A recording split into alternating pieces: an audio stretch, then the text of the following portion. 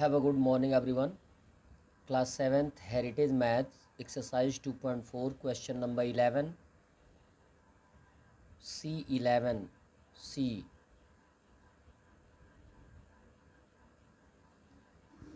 Perimeter of a rectangle filled is 22 whole 1/6 metre.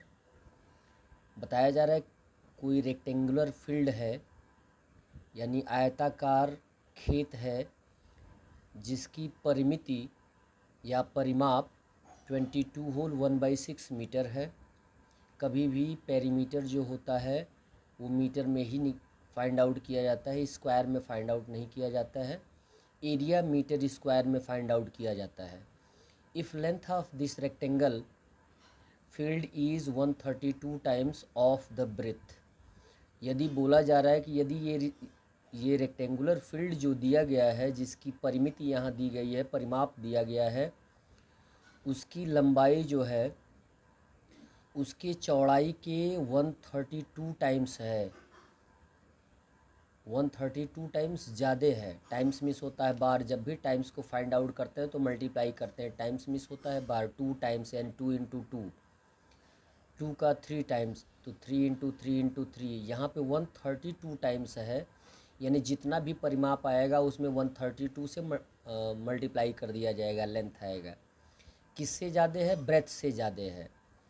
Then find the length and breadth of this rectangular field. आपको find out करना है इस आयताकार खेत की लंबाई और चौड़ाई ज्ञात करनी है। तो आपको यहाँ पर लेंथ किसकी अपेक्षा दिया गया है? ब्रेथ की अपेक्षा दिया गया है, यानी ब्रेथ को हम मान लेंगे x, let the breadth be x। तो लेंथ कितना हो जाएगा? ब्रेथ से 132 टाइम्स ज़्यादा है तो 132 से x में मल्टीप्लाई कर देंगे तो ये लेंथ हो जाएगा। पेरीमीटर ऑलरेडी दिया गया है 22 होल 1/6 मीटर, इसको हम इम्प्रॉपर में कन्वर्ट कर लेंगे 133/6 मीटर। अब इसे हम सॉल्व कर सकते हैं। किसी भी रेक्टेंगुलर फील्ड का पेरीमीटर फाइंड आउट करने के लिए हम फार्मूले का यूज़ करते हैं 2l+b, यानी लेंथ और ब्रेथ को ऐड करने के बाद जितना सम आता है, जितना योग आता है, उसमें हम 2 से मल्टीप्लाई कर देते हैं। इसको हम अदर वे में भी लिख सकते हैं, यानी लेफ़्ट को राइट में भी ला सकते हैं और राइट को लेफ़्ट में भी ला सकते हैं, यानी 2l+b इक्वल पेरीमीटर लिख सकते हैं। ये हम अपनी सुविधा के लिए लिख सकते हैं। अब यहाँ पे 2 ही रहेगा, l का वैल्यू हमने माना है 132x, तो l के स्थान पे 132x लिख देंगे, प्लस b का वैल्यू x माना गया है, x लिख देंगे, इक्वल पेरीमीटर ऑलरेडी दिया ही गया 133/6। अब हमें सॉल्व करना है। 2 को ट्रांसफ़र करेंगे तो यहाँ पे मल्टीप्लिकेशन है, यहाँ पे आ जाएगा डिवीज़न, डिवाइडेड बाई 2/1 कर सकते हैं, लिख सकते हैं। और 132x प्लस x को ऐड करेंगे तो यहाँ पे ऑलरेडी 1 होता है, ये कई बार बताया गया है। कोई भी लिटरल नंबर होता है उसके पहले 1 होता ही होता है, जिसको हम 132 में ऐड करेंगे तो आ जाएगा 133x, इक्वल हो जाएगा 133/6 डिवाइडेड बाई 2/1।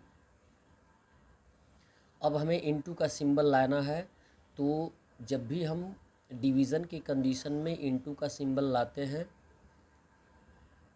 तो जो नेक्स्ट फ्रैक्शन होता है वो इन्वर्स हो जाता है, यानी 2/1 है तो ये हो जाएगा 1/2। यहाँ पे कोई रेड्यूसिबल है नहीं, कोई रेड्यूसिबल नहीं है तो हम क्या कर देंगे, मल्टीप्लाई करके लिख देंगे। तो 133x सेम रहेगा, इक्वल 133 इंटू 1 इक्वल हो जाएगा 133, 6 इंटू 2 हो जाएगा 12। अब हमें ट्रांसफ़र करना है 133 को। जब भी हम साइड चेंज करते हैं, ट्रांसफ़र करते हैं, तो सिंबल चेंज हो जाता है।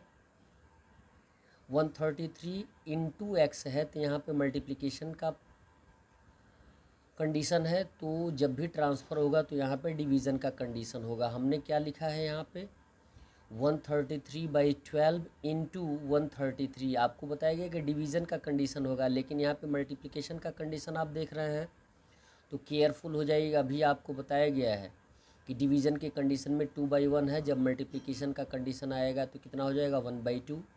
ये भी क्या आएगा 133/1 आएगा, जब मल्टीप्लिकेशन का कंडीशन आएगा तो 1/33 हो जाएगा।